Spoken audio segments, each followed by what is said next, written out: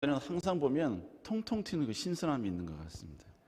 우리 김혜선 지휘자님의 그 통통 튀는 그 센스, 이 센스와 또 통통 튀는 또 우리 각 대원들의 그 마음이 하나가 돼서 더 통통 뛰는, 그래서 더 하나님이 아름답게 예배 받으시고 경배 받으시는 아름다운 찬양이 되는 것 같습니다. 계속 통통 튀어주시기를, 계속 신선함을 유지해서 더 하나님을 새롭게 신선하게 더욱더 찬양하는 아름다운 에스더 찬양대 되기 기도합니다. 여러분, 담임 목사님께서는 지금 LA 지역, 남가주 지역의 연합 집회와 또 모든 목회자들을 모시고 목회자 세미나를 인도를 하셨습니다. 목사님께서 인도하실 때 모든 목회자들이 어디서 들을 수 없는 너무나 좋은 메시지였다고 모든 분들이 일어나셔서 기립하셔서 박수를 칠 정도로 목사님께서 그 지역의 모든 목회자들에게 새로운 충격과 신선함을 주셨습니다. 여러분, 더 끊임없이 발전하시고 더 끊임없이 하나님 나라 영광을 위해 더 끊임없이 한국교회를 넘어 온 세계 열방교회를 섬기시고 계시는 목사님을 위해서 여러분 더욱더 간절히 기도해 주시고, 또 특별히 목사님 그때 예배 시간에도 말씀하셨다시피 목요일 저녁에 오실지 아니면 금요일 새벽에 도착하실지 오직 금요철의 예배를 인도하시기 위해서 그 모든 일정을 다 뒤로 하신 채 들어오십니다. 제가 항상 담임 목사님 뵈면서 목사님을 따라가고 싶다, 배우고 싶다, 그리고 목사님을 따라가야지 라고 항상 제가 다짐하지만 제가 이거는 못 따라가겠어요. 너무나 힘듭니다. 너무나 이 시차정을 적응하지 못한 가운데 그 모든 일을 진행한다는 게 이게 너무 쉽지 않거든요. 근데 정말 목사님께서는 그 사명감, 또 우리 성도들을 사랑하는 그 마음, 그 모든 마음이 그 모든 육체의 피곤을 이기고 있다는 것을 여러분 기억하시고 목사님을 위해서 더욱더 간절히 기도해 주시기를 부탁드리겠습니다. 잠깐 기도하시겠습니다. 사랑 은혜가 충만하신 주님, 오늘 예배의 주인공은 오직 여호와 한 분이신 줄로 믿습니다. 주님, 이 가운데 임재하여 주시고 오직 주의 이름만 아름답게 높임받는 귀한 시간 되게 하여 주시옵소서. 주께 올릴 영광 그 어느 누구도 빼앗지 않게 하여 주시며 하나님께 예배하는 우리 모두는 주님 앞에 서 있다는 신전의식으로 하나님께 나아갈 수 있도록 은혜 내려 주시옵소서. 함께 하실 줄 믿사옵고 살아계신 예수님 이름으로 간절히 기도드렸사옵나이다. 아멘. 오늘 열왕기상 20장 13절에 15절의 말씀을 가지고 열세일지라도 승리할 수 있는 조건과 그 목적이라는 제목으로 함께 말씀을 나누겠습니다. 우리가 어떤 언어를 사용할 때요, 그 언어를 우리가 표현하면 그 언어는 부정적인 의미가 있을 때가 있고 긍정적인 의미가 있을 때가 있다는 것이죠. 우리 모든 성도님들은 피부가 밝은 것을 원하시지요. 저도 마찬가지입니다. 저도 피부가 밝았으면 좋겠어요. 눈, 코, 입이 그러니까 분간이 안 될 정도로 저는 그렇게 밝았으면 좋겠어요. 그런데 피부가 밝으면 밝기 때문에 긍정적인 부분이 있지만 부정적인 부분도 있다는 것이죠. 저는 얼굴이 금방 타는 스타일입니다. 그냥 햇빛만 바라보고 한 5분만 10분만 있으면 벌써 아시아인인지 아프리카인인지 분간이 안 될 정도로 확 타버립니다. 그런데 이렇게 빨리 타는 피부이지만 좋은 점이 있고 나쁜 점이 있다는 거예요. 저희 와이프는 피부가 하얗거든요. 그래서 피부에 노출되면 타진 않지만 피부 화상을 입습니다. 하지만 저는 태양의 1m 앞에 갖다 놔도 절대로 피부 화상은 입지 않아요.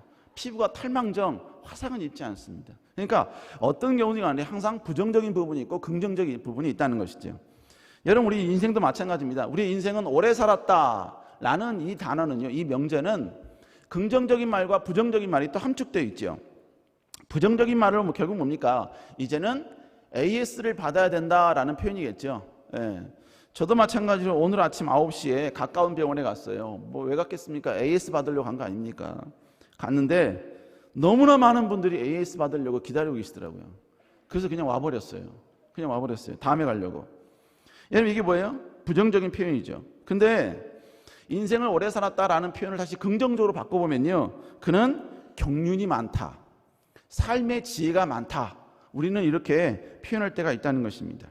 여러분, 그러다 보니까 경륜이 많고 지혜가 많다 보니까 이제 뭐가 있냐면요, 어떤 상황에 대해서 상황 예측 능력이 누구보다도 더 발전하고 발달하게 되는 것을 보게 됩니다. 여러분도 마찬가지입니다. 장기나 바둑, 때로는 체스도요, 많이 두면 둘수록 늘어나는 게 뭐냐면 더 앞의 수를 예측이 가능합니다. 그래서 고수 정도가 되면요, 최소한 5수, 많게는 7수 앞까지 보는 능력, 이게 생긴다고 하는 것이죠. 너무나 많은 경기를 치르고 너무나 많은 연습을 하다 보니까 예측하고 더 미래를 볼 수 있는 이런 지혜와 경륜이 생기게 되더라는 것입니다.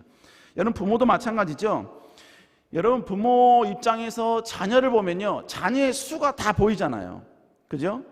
지금 자녀는 부모를 어떻게 속여보려고, 어떻게 자기의 잘못을 무마시켜 보려고, 이 위기를 어떻게 넘어보려고 어떤 뭡니까? 이야기를 하고 말을 하고 핑계를 대지만 이게 핑계인지 진심인지 여러분들은 다 알잖아요. 그죠? 저도 마찬가지예요. 저희 아들이 어떤 말을 하면요, 이게 급조한 말인지 아니면 지금까지 해온 그 말을 종합한 말인지 금방 티가 납니다. 왜 그러죠? 다른 거 아니에요. 다른 거 아닙니다. 부모인 우리도 자녀 때와 똑같은 행동을 했거든요. 그리고 또 하나 뭐예요? 부모로서 자녀를 기르다 보니까, 자녀를 경험하다 보니까 이제 뭐가 생기느냐? 지혜가 생기는 거예요. 그리고 아이들을 알 수 있는 그러한 경륜이 생기게 된다는 것입니다. 여러분, 남편과도 마찬가지죠. 우리 뭡니까? 아내 되신 분들 보면 남편과 대화하면서 비상금의 유무를 알아버리더라고요. 네. 은근히 말하다 보면 또 어디 있는까지도 대충 알 수 있다는 거예요. 대단하신 분이시죠. 왜 그럽니까? 수가 높아서 그런 것이죠. 여러분, 그럴 때 그냥 모른 척 해주세요. 애들 코 묻은 돈 빼앗지 마시고, 얼마 안 되는 비상금이지만 거기에 즐거워하고 작은 소소한 행복을 느끼고 있는 그분들에게 여러분, 돌 던지지 말고 그냥 누리게 해주라, 이것입니다. 이거 왜 그러죠? 수가 높아서 그런 거예요. 수가 예측이 가능하다는 것이죠. 근데 더 수가 높은 남편은 비상금을 분리하지요. 이거는 걸려도 되는 비상금, 이거는 그냥 미끼로 던져주고 절대로 다른 것은 걸리지 않게끔. 이거 뭐예요? 남편이 아내보다 더 수가 높은 거예요. 앞을 더 예측하고 그렇게 이제 판단을 하고 행동을 하게 된 것이죠. 지금 제가 어떤 말을 했냐면, 경험이 많으신 분들, 어떤 체험을 많이 해본 사람들은 이제 뭐가 되냐면 예측이 가능하다는 겁니다. 예측이. 그래서 수많은 경험을 통해 앞으로 일어날 일에 대한 예측을 한 거예요. 그런데 우리는 이러한 수많은 경험을 통해서 예측을 했어요. 그리고 이렇게 될 거라고 어느 정도 우리가 짐작을 했어요. 그런데 우리의 삶 가운데 살다 보면요, 전혀 내가 예측한 것과는 전혀 다르게, 내가 지금까지 살아온 나의 모든 삶의 방식과는, 나의 어떤 기대와는, 상상과는 전혀 다른 방향으로 갈 때가 있다는 것입니다. 저 사람의 삶은 정말 힘들 걸로 예측했는데 힘들지가 않아요. 오히려 승승장구하고 흥왕합니다. 어떤 사람은 앞날이 정말로 밝을 것 같았어요. 그런데 희한하게 왜 이렇게 문제가 많이 꼬이고 왜 이렇게 인생이 굽이굽이 그렇게 험난한 길을 사는지 모른다, 이것입니다. 여러분, 오늘 본문도 이러한 비슷한 상황을 우리에게 소개해주고 있습니다. 분명히 우리가 예측해 봤을 때는 이 사람은 징계를 받아야 돼요. 하나님 앞에 정말 꾸지람도 받아야 되고 꿀밤도 맞아야 될 사람인데 오히려 승승장구하는 한 사람을 우리에게 소개해주고 있습니다. 이 사람이 바로 북이스라엘의 왕이었던 아합 왕이었습니다. 아합 왕은 이스라엘을 통치하고 있을 때였어요. 근데 아람 왕 베나닷이라는 왕이 그의 군대와 그리고 주변 왕 이 32명과 연합하여서 사마리아를 포위를 합니다. 그것이 20장 1절에 나와 있습니다. 그런데 그 이후에 베나닷 왕은요, 이스라엘 왕, 이 아합 왕에게 사신을 보내요. 그리고 나서 뭐라고 말하냐면, 너의 모든 재산과 너의 모든 아내들은 다 내가 취할 것이다, 이렇게 이야기해요. 그게 이제 20장 3절에 이제 나오게 되는 것입니다. 자, 이 고백은 뭐냐면요, 아합 왕, 네가 가진 재물, 네가 가진 아내들 내가 다 갖겠다는 이야기예요. 아합왕은 힘이 없기 때문에 이 협박 앞에서 그냥 무기력하게 그냥 오케이를 합니다. 그런데 베나닷이 여기서 멈춘 게 아니고요, 이제는 두 번째 사신을 보냅니다. 그리고 뭐라냐면 더 무리한 요구를 하죠. 자, 20장 6절 한번 읽어볼까요? 시작. 내가 내 신하들을 내게 보내리니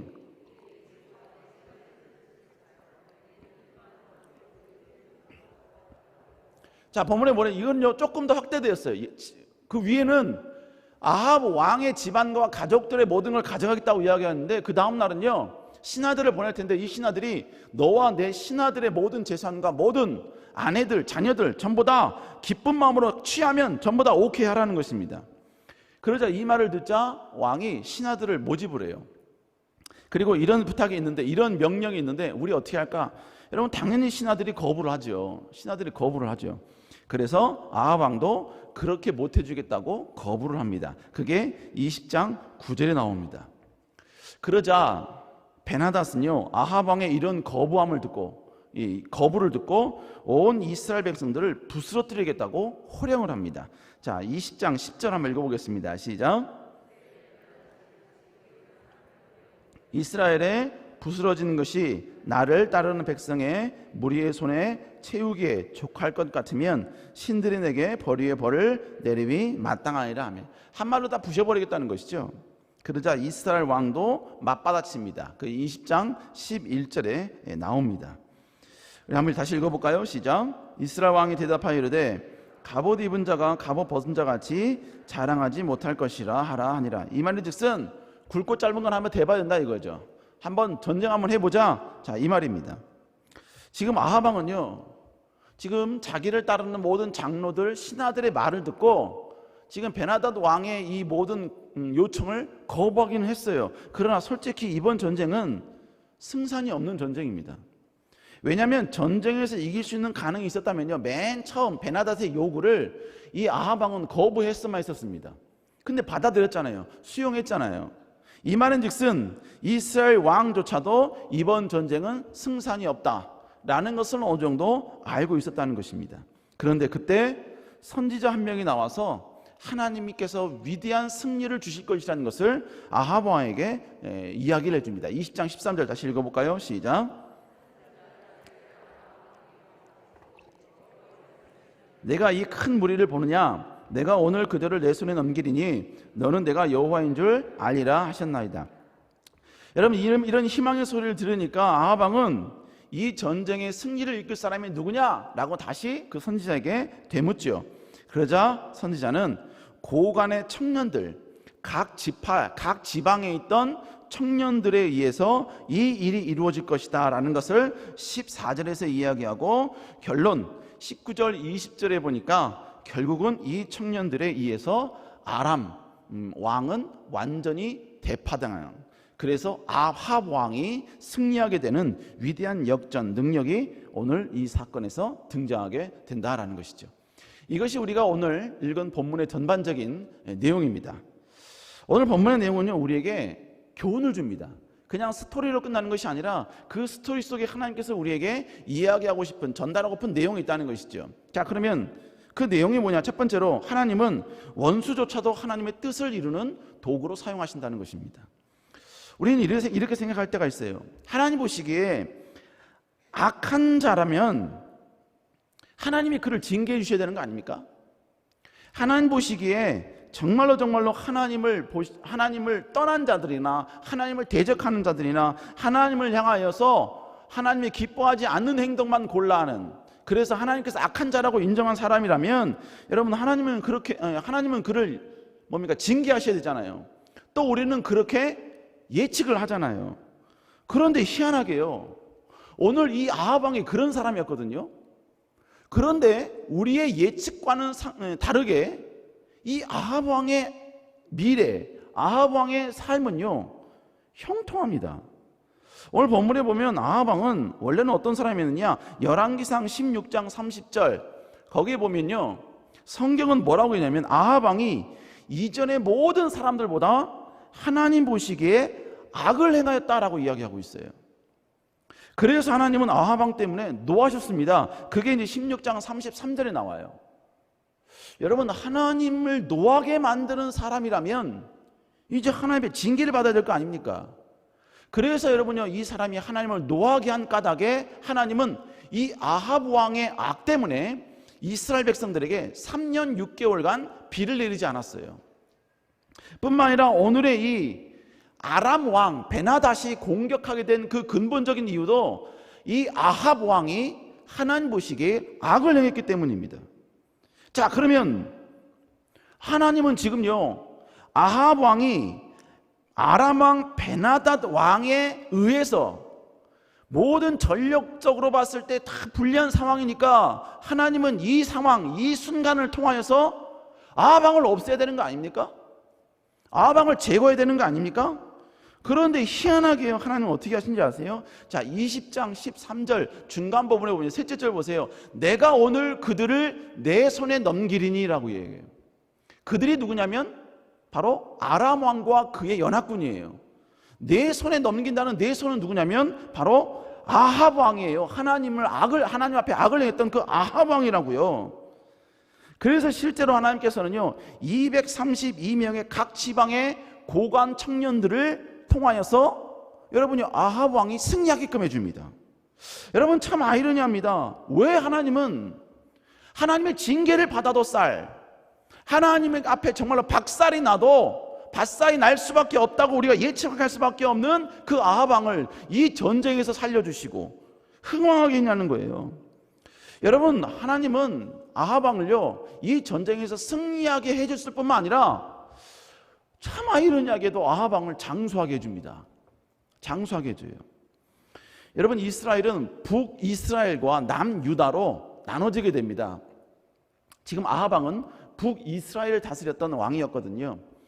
북이스라엘과 남유다는 각자의 왕이 다스렸는데 북이스라엘은 19명이 다스렸고요, 남유다는 20명이 다스렸습니다.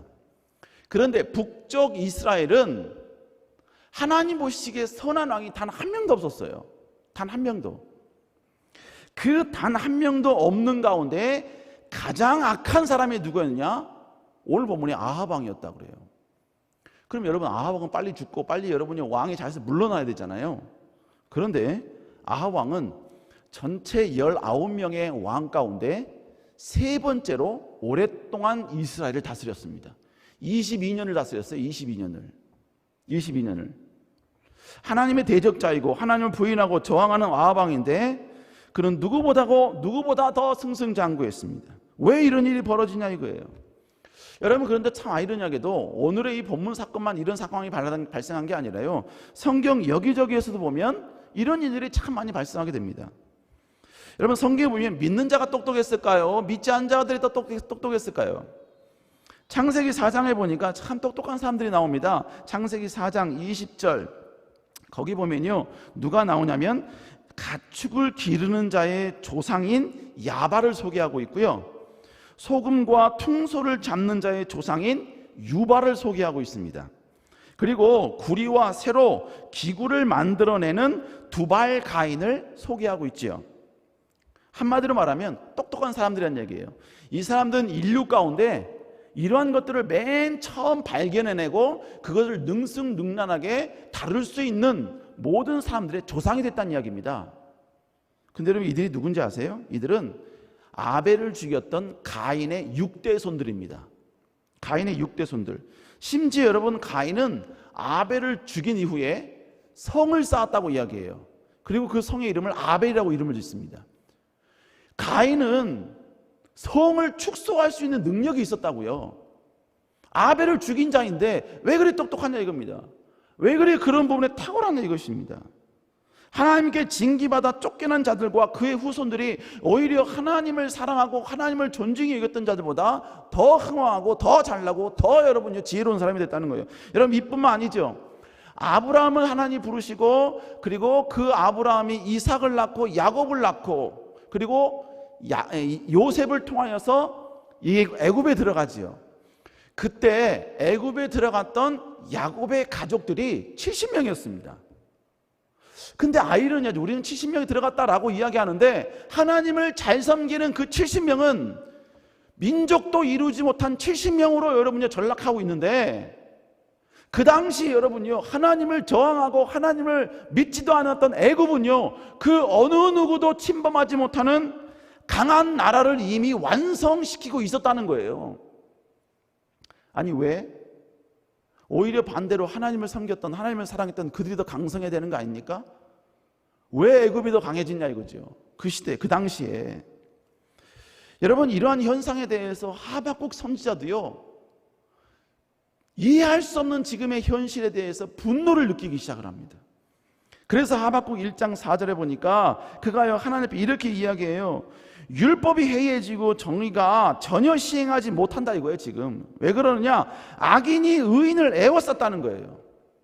악인이 오히려 의인을 공격하고 의인이 오히려 악인에 의해서 공격을 당하는, 주눅이 당하는 그런 상황 가운데 있다는 거예요. 그러면서 13절에 보니까 그는 하나님께 이렇게 이야기합니다. 어찌하여 거짓전다들을 방관하시고 악인들이 자기보다 의인들을 삼키는데도 잠잠하시나이까?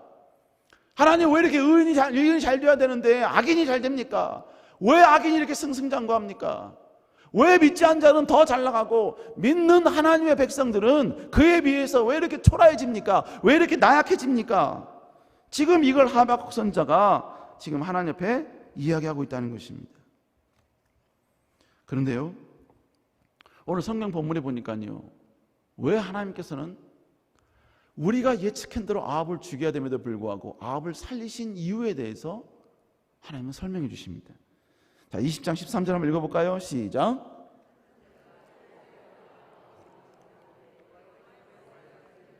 흰 무리를 보느냐? 내가 오늘 그들을 내 손에 넘기리니 너는 내가 여호와인 줄을.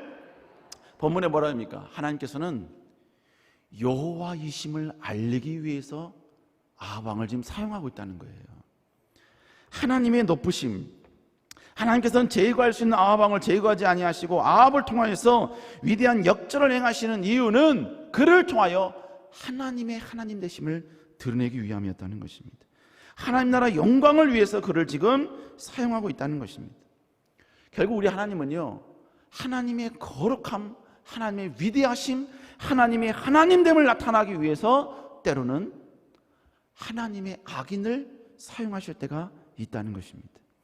그리고 하나님은 또 하나님의 영광을 위해서 때로는요, 우리의 원수를 흥왕하게 하시거나 더 승승장구하게 인도해 주실 때가 있다는 거예요. 항상 그런 게 아니라 그럴 때가 있다는, 그럴 때가. 그런데 그렇게 하시는 이유는 단 하나입니다. 하나님의 이름을 높이기 위해서입니다. 하나님의 이름을 경배하기 위해서라는 거예요. 하나님은 악인을 사랑해서 그런 게 아니에요. 악인을 자체를 위해서 그런 게 아니에요. 우리를 통하여 다시 한번 하나님의 이름을 높이기 위해서, 드러내기 위해서 그렇게 하셨다는 것이죠. 자, 여러분, 그렇다면 우리는 때로는 이 사실 앞에서요, 원수에 대한 우리의 생각,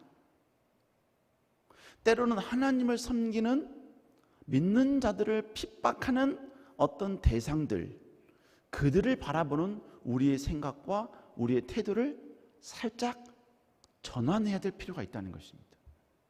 우리는 이렇게 생각합니다. 하나님, 우리는 하나님 나라 영광을 위해서 내가 모든 희생 감당하겠습니다. 내가 죽더라도 십자가의 길을 걸어가겠습니다. 십자가의 길을 걸어가겠습니다.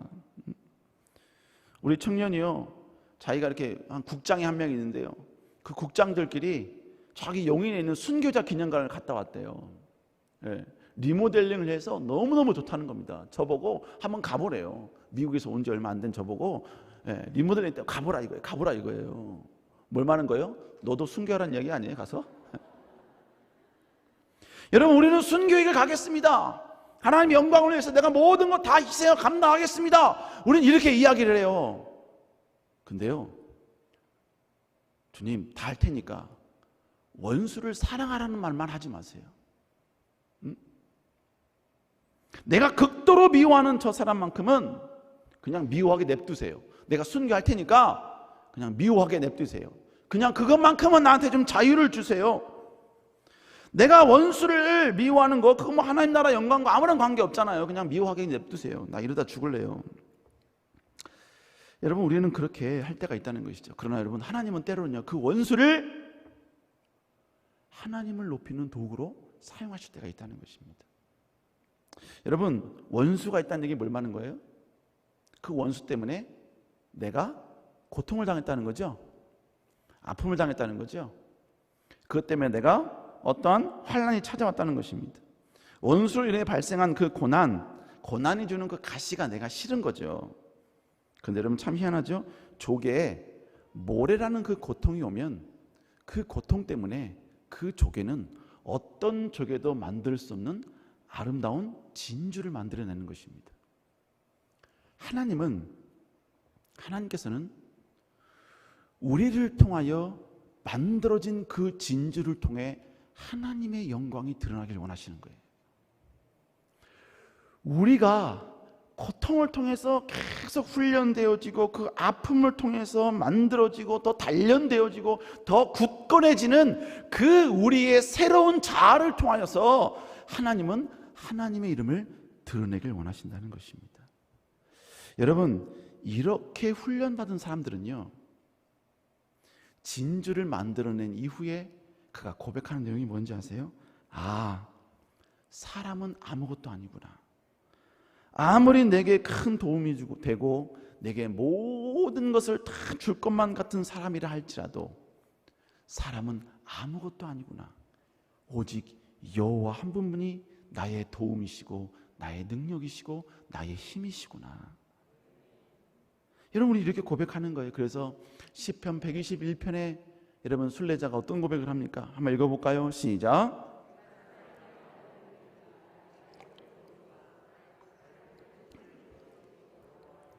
내가 산을 향하여 눈을 들리라. 나의 도움이 어디서 올꼬? 천지를 지으신 여호와란 이야기예요.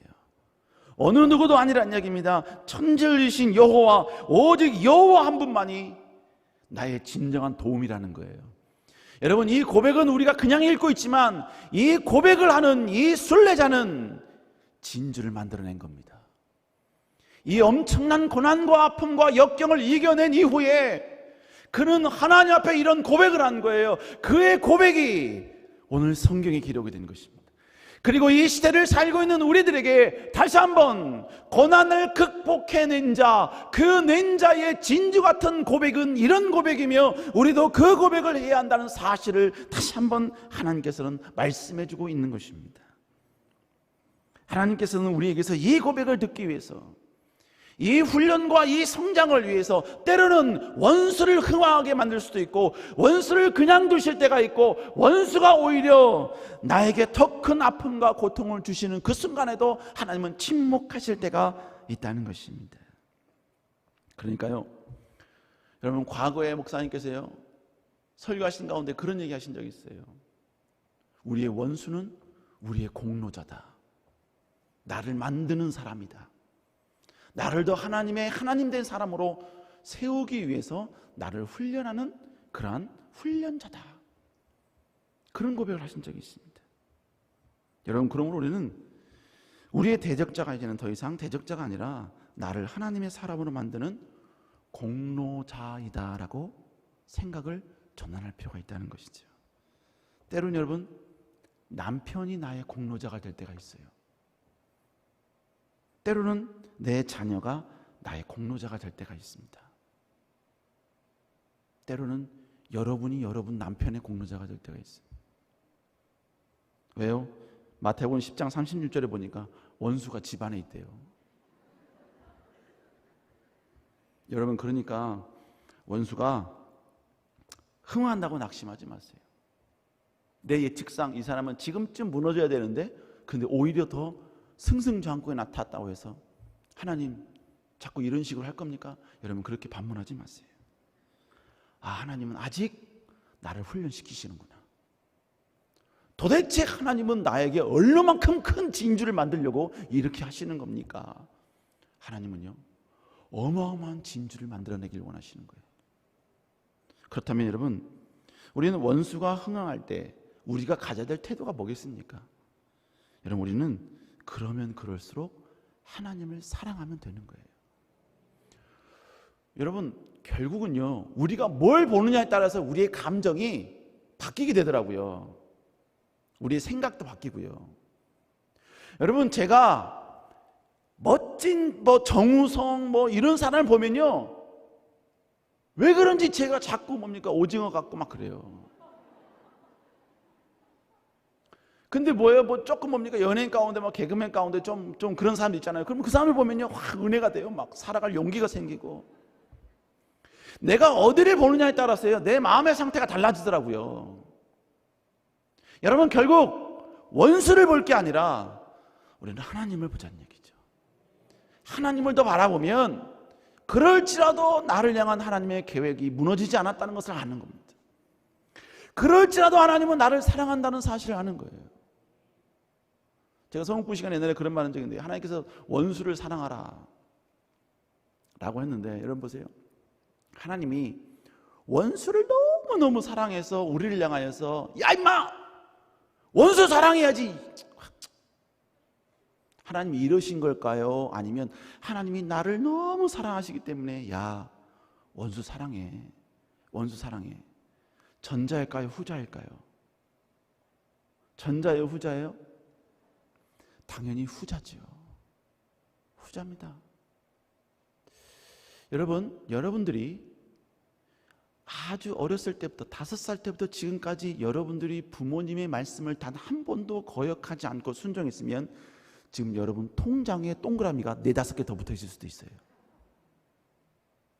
그러나 여러분 그 당시는 이해가 안 되는 거죠. 납득이 안 되는 거죠. 그러니까 내 생각대로 막 행동하는 거 아닙니까? 마찬가지예요. 하나님의 말씀이 내 생각으로 보니까 지금 당장은 납득이 안 돼요. 그러나 여러분요, 하나님의 말씀은 납득이 되지 않아도 하나님의 말씀이기 때문에 그 말씀에 순종하면 결국은 다 내게 유익이에요. 내게 선입니다. 내게 축복이에요. 그건 훗날 밝혀져요. 훗날 그건 증명이 됩니다. 훗날 하나님이 반드시 그를 통하여 하나님이 하나님 되심을 드러낸다는 거죠. 그러니까 우리는 하나님을 더 사랑하면 된다 이거죠. 그래서 여러분 결국 호세아서도요, 하박국도요, 납득이 안 되거든요. 지금 왜 이렇게 악인이 흥황합니까? 그때 그는 결국 하박국 3장에서 맨 마지막에 그는 다시 고백을 해요. 한번 읽어볼까요? 시작. 비록 무화과 나무가 모성하지 못하며 감람나무에 소출이 없으며 우리의 양이 없으며 나는 여호와로 말미암아 즐거워하며 나의 구원의 하나님으로 말미암아 기뻐하려. 다 없어도 좋대요. 악인 때문에 다 상실해도 좋대요. 악인에게 애워싸서 다 빼앗겨도 좋대요. 오직 하나 여호와로 인하여 기뻐하겠대요. 오직 여호와로 말미암아 즐거워하겠다는 것입니다.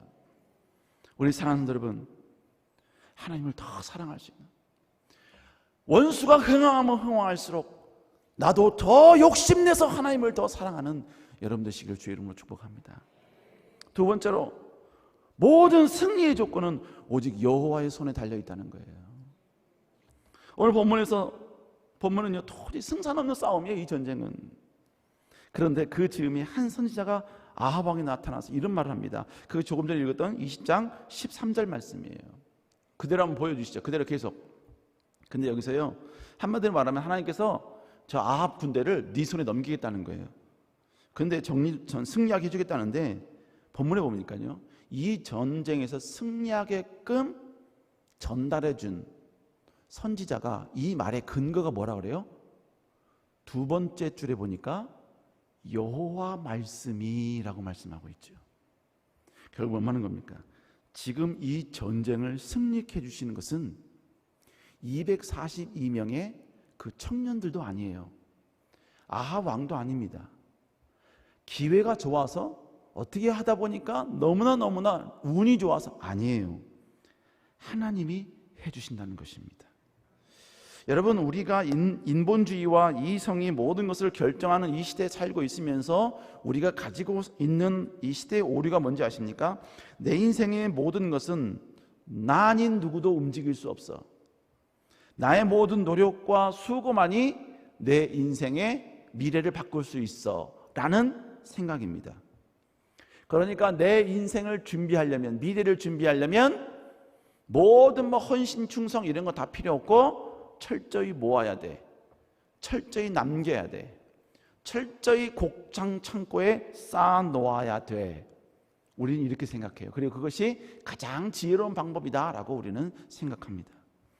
근데 누가복음은요, 그러한 이성과 생각, 자기 생각에 빠져있는 자에게 주님께서 이런 경고를 하셔요. 누가복음 12장 19절 20절 우리 한번 읽어볼까요? 시작.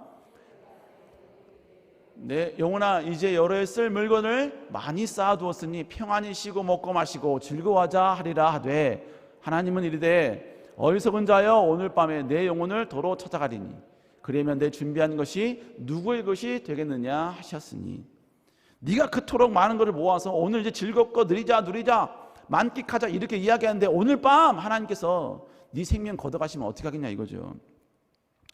여러분, 우리 인간은요 참 지혜로운 것 같지만 지혜롭지 못한 것을 보게 됩니다.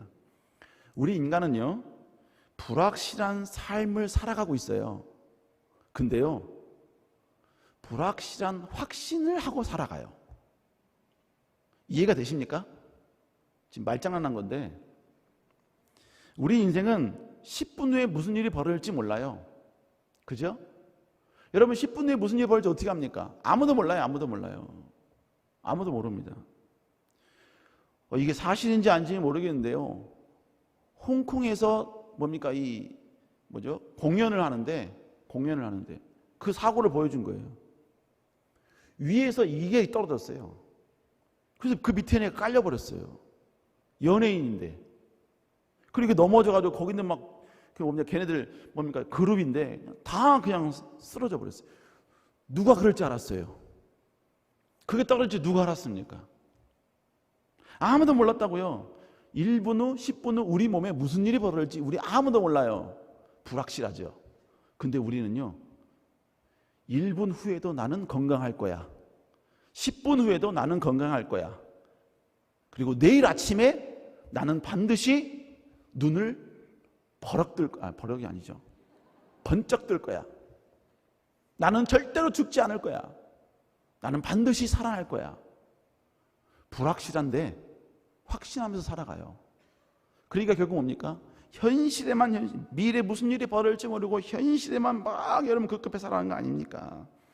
근데 여러분, 그러니까 저는 그런 거 보면요, 믿지 않는 자들 보면 정말 강심장인 것 같아요. 여러분, 죽으면 끝이잖아요. 그죠? 죽으면 지옥 가잖아요. 근데 이 사람들은 아무런 그런 거 없이, 두려움 없이 살아가고 있어요. 근데 우리는요, 지금 당장 죽어도 우린 천국 가죠. 아멘? 그렇다고 지금 당장 죽으라는 게 아니죠. 오래오래 사시면서 여러분 11조도 많이 하셔야 되고 헌신도 많이 하셔야 되고 하나님의 기쁨, 나라, 영광을 위해 써야 될 게 많잖아요. 그죠? 여러분, 만들어낼 진주도 많고. 여러분, 그런데 여러분요, 우리의 미래는 불확실한데 우리는요 주님 때문에 확신 가운데 살아가고 있는 거예요. 주님 때문에. 여러분, 결국 우리의 노력, 우리의 수고, 이게 우리의 미래를 만드는 게 아니더라고요. 오직 여호와께서 만들어 주실 때 그게 진짜 아름다운 나의 미래가 되는 것입니다. 여러분, 그러니까 지금 나의 상황이 어떤가, 지금 내 상황이 지금 당장 이게 중요한 게 아니더라고요. 여러분, 성경을 보니까 하나님은 항상 하나님의 선택한 백성들에게 미래에 일어날 사건을 지금 준비하라고 하나님 말씀하셨어요. 아브라함, 이삭, 야곱 수많은 자들에게요, 하나님께서 가나안 땅을 주시겠다라고 항상 그들에게, 현재를 살고 있는 그들에게 계속 그러니까 그들은 뭐예요? 현재를 살고 있지만 항상 미래를 바라보는 자들이었어요. 미래의 하나님의 약속을 바라보는 자들이 진짜로 하나님의 그 능력과 하나님의 신뢰를 바라보는 사람들이었다는 것이지요. 그리스도인도 마찬가지입니다. 그리스도인은 과거를 보는 자가 되면 안 돼요. 현재에만 집중하는 자가 되면 안 됩니다. 우리 그리스도인은 미래를 보는 자가 되어야 돼요. 미래를 향하는 자가 되어야 됩니다. 그래서 여러분도 여러분 자녀를 내 자녀만 보면 안 돼요. 내 자녀가 결혼하게 될 배우자도 고민할 수 있어야 되고요, 그 배우자를 통해 자녀가 낳을 자손들도 고민할 수 있어야 되고, 그 자손이 또 낳을 자손을 고민할 수 있어야 돼요. 언제까지? 주님 오시는 그날까지. 결국 뭔 말하느냐, 우리는 주님이 우리의 편이 되어주시면 우리 먼 미래는 확실해질 수 있다는 것이죠. 우리 사랑하는 여러분, 그러므로 현실을 바라보지 마시고 언제나 위대하시고 모든 것이 불가능도 가능케 만드시는 여호와 한 분을 바라보며 더욱더 나아갈 수 있는 여러분 되시기를 주의 이름으로 축복합니다. 세 번째로 제가 오늘 네 번째까지 준비했는데요, 시간이 너무 많으면 길어지면 제가 금방 끊을 테니까 여러분 상심하지 마세요. 원수가 있는 것보다 더 큰 상심이 있는 것 같아서 제가 미리 희망을 드리는 거예요. 세 번째도 하다가 길어지면 제가 바로 끝날 테니까. 세 번째로, 하나님의 능력을 입은 사람이 철저히 준비된 사람보다 강하다는 것이죠. 오늘 전쟁은 두 왕의 싸움이죠. 근데 이쪽은 이스라엘 아합 왕이었고 이쪽은요 아람 왕 베나닷과 그리고 그 연합 30명이 되는 그러한 연합군의 모임이었습니다. 32명 왕들의 모인 연합군이었습니다. 여러분, 이 전쟁은 결국은 여러분 당연히 여러분 전쟁은 아합 왕은 지게 돼 있습니다. 왜요? 여러분, 전쟁을 일으킨다는 것은요 이미 상대 나라를 이길 수 있는 모든 군사적 전략과 군사적 물자가 풍족하다는 이야기예요. 그러니까 전쟁은 함부로 일으키지 않습니다. 이길 수 있는 가능성이 농후할 때만 하는 거예요. 그러니까 지금 베나닷이 쳐들어왔다는 얘기는 충분히 이 이스라엘 왕 아람 왕은 아합 왕은 이길 수 있다라는 모든 계산이 끝났다는 것이죠. 근데 중요한 것은 하나님은 철저히 준비된 연합군이 아닌 하나님의 편이었던 하나님이 선택한 아합 왕의 승리였다는 것입니다. 여러분, 결국 승리는 준비가 아니라 하나님 앞에 엎드림입니다. 하나님의 선택받음이에요. 그러니까 신앙을 잠시 유보하고 미래를 준비하겠다는 거, 이건 하나님 보시기에 지혜로운 모습은 아니에요. 세상에 나아가서 승승장구하기 위해서 나의 신앙을 포기한다, 신앙을 딜레이 시킨다. 여러분, 이것도 하나님 보시기에 하나님의 말씀과 계명, 이것과는 동떨어진 자의 모습이라는 것입니다. 예배를 무너뜨리면서 사회적인 물질을 선택하겠다. 여러분, 이것조차도 어리석은 모습이라는 것입니다.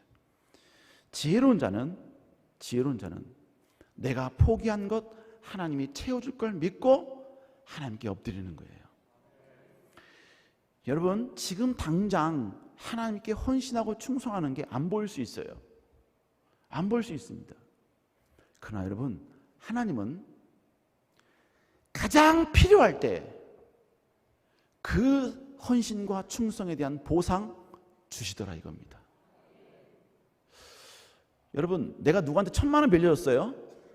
근데 그 사람이요 돈 되는 대로 돈을 갚겠대요. 그래서 어쩔 때 10만 원 갖고 5만 원 갖고 길가에 가다가 집사님 일로 와봐, 나 지금 한 5만 원 있으니까 5만 원 갚을게. 그리고 거기다 막 체크하고 좀 가다가 집사님 여기다 2천 원 있어, 2천도 갚을게. 물론 갚겠다는 그 마음은 감사하죠. 그죠? 근데 여러분, 그렇게 해서 결국 1,000만 원 주는 게 나아요? 아니면 어느 날 한순간 1,000만 원 딱 주는 게 나아요? 빨리 끝내라는 얘기죠. 여러분, 한꺼번에 확 주는 게 낫지 않아요? 그죠? 하나님도 우리가 한 헌신과 충성에 대해서 찔끔찔끔 주는 것보다 결정적인 순간에 그때 여러분을 주시려고 주님 예비하신 거예요. 근데 중요한 건 뭐예요? 결정적인 순간에 주시려고 하는데 미천이 없으면, 히스기 왕이 뭐라고 했습니까? 자기의 생명이 다할 때 하나님, 내가 하나님 보시기에 선하게 행한 것을 기억하옵소서. 여러분, 이 말이 너무 무서운 말. 이건 하나님에 대한 협박입니다. 하나님을 협박할 수 있는 유일한 방법이 뭔지 아세요? 이거 하나님 들으시면 안 돼요. 하나님을 협박할 수 있는 유일한 방법이 하나님의 말씀을 근거로 하나님께 대드는 거예요. 우리 하나님 들으시면 안 되니까. 하나님이 이랬잖아요. 그래서 이렇게 했어요. 그러니까 주셔야죠. 히스기 왕이 그런 거예요. 내가 하나님 보시기에 이렇게 했잖아요. 지금 하나님 나의 선한 걸 기억하옵소서. 기억하라는 얘기 뭘 말하는 겁니까? 하나님께 선하게 행한 것, 충성한 것에 대한 보상 지금 달라 이 말 아닙니까? 그래서 하나님 주셨잖아요. 결정적인 순간에 하나님께 요구했잖아요. 우리도 마찬가지예요. 결정적인 순간에 하나님께 여러분요 얻을 수 있을 만큼 인내하며 충성해야 돼요. 근데 여러분도 어디 또 본 건 있어가지고 희식의 왕처럼 하나님 지금 이 상황 가운데 내가 하나님 보시기에 선한 것을 기억하옵소서 이렇게 했는데 하나님이 네가 뭐 했는데? 네가 뭐 했지? 뭐 주려고 보니까 뭐 아무것도 없네. 여러분 이래버리면 문제가 되는 거죠. 문제가 되는 거예요. 우리 사랑하는 성도 여러분, 철저히 준비된 것보다 하나님 앞에 엎드리는 게 지혜로운 것입니다. 하나님의 기쁨이 되는 게 지혜로운 거예요. 네 번째는 안 해야, 그래야 지금까지 주신 부스러기 은혜라도 간직할 것 같아서. 우리 시간 기도하겠습니다. 우리 시간 하나님께 다시 한번 간절히 기도하겠습니다. 원수가 흥황하다고 여러분 슬퍼하지 마세요. 그 원수는 나를 향한 하나님의 또 다른 사랑의 표현인 것입니다. 지금 보이는 현실 앞에서 나보다 철저히 준비된 누구 때문에, 누군가 때문에 여러분요 위기 가운데 있습니까? 누군가, 믿지 않는 누군가의 자녀는 그렇게 승승장구하는데 하나님을 사랑한다는 이유 때문에 미처 돌보지 못한 내 자녀가 믿지 않는 자녀보다 못한 모습 보고 때로는 가슴이 찢어집니까? 여러분, 그러나 하나님은 살아계십니다. 하나님은 지금도 우리의 기도를 듣고 계십니다. 우리의 편이 되어주십니다. 하나님, 힘듭니다. 가슴이 눌립니다. 때로는 지금의 현실의 상황이 하박국 선지자처럼 하나님을 향해 원망하고 싶습니다. 그러나 이 순간일지라도 나는 하나님의 말씀을 의지하며 다시 하나님 앞에 엎드립니다. 하나님의 옷자락을 구합니다. 부스러기 은혜라도 하나님께 구합니다. 주님, 다시 우리에게 힘을 주시고 다시 주님 바라볼 수 있는 용기 허락하여 주시옵소서. 주님 의지하게 하여 주시옵소서. 우리 시간 다 같이 하나님께 간절히 나아가도록 하겠습니다. 기도하십니다. 사랑의 주님, 하나님은 살아계십니다. 하나님은 역사하시는 분이십니다. 하나님은 지금도 온 땅을 두루다니며 자기를 전심으로 찾는 자를 찾으시는 전능의 하나님이신 줄로 믿습니다. 여호와여, 우리는 그 하나님 앞에 다시 한번 하나님 보시기에 올바른 자가 되기를 원합니다. 하나님을 더욱더 앙망하는 자가 되기를 원합니다. 더 하나님께 나아가는 자가 되기를 원합니다. 여호와여, 붙들어 주시옵소서. 주여 아버지, 역사하여 주시옵소서. 여호와여, 우리는 다시 아버지의 원수의 흥황을 보고 좌절하지 않게 하여 주시옵소서. 그 원수조차도 하나님의 영광을 위한 도구가 된다면 우리는 그 순간 더 하나님을 바라보게 하여 주시고 더 하나님 악망하게 하여 주시고 더 하나님을 찬양하며 나간 데를 낼 수 있도록 주여 인도하여 주시옵소서. 오 주님, 우리와 함께 하여 주시고 걸어가는 존귀한 은혜가 나타날 수 있도록 주여 함께 하여 주시옵소서. 은혜로 주시옵소서. 사랑의 은혜가 충만하신 주님, 결론은 다시 여호와께 엎드리는 것이요, 다시 여호와의 은혜를 다시만 또 회복하는 것이며 다시 여호와께로 우리의 시각을 돌리는 것임을 고백합니다. 하나님, 다시 한번 현실의 상황 속에서도 하나님만 바라보며 나아가는 저희들 되게 하여 주시옵소서. 지금 당장은 납득할 수 없지만 언젠가는 반드시 하나님이 하셨노라 납득시켜 주실 여호와를 바라보며 아버지 다시 주님께 나아가는 저희들 되게 하여 주시옵소서. 아버지께서 함께 하시고 축복하고 도우시고 인도할 점이 있사옵고 살아계신 예수님 이름으로 간절히 기도드렸사옵나이다. 아멘.